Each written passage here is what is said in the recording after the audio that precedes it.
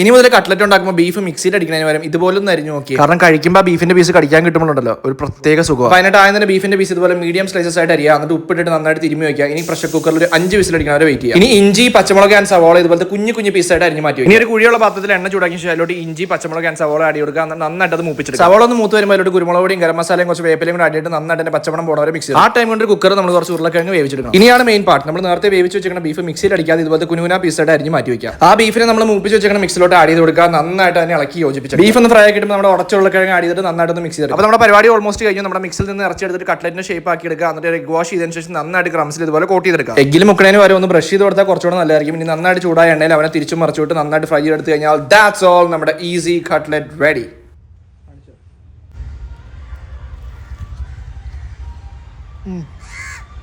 ഞാൻ മുമ്പ് പറഞ്ഞില്ലേ, ആ കടിക്കാൻ ആ പീസ് കിട്ടുന്നതാണ് ഇതിൻ്റെ ഏറ്റവും ടേസ്റ്റ്. അപ്പോൾ എല്ലാവരും ട്രൈ ചെയ്ത് നോക്കാം.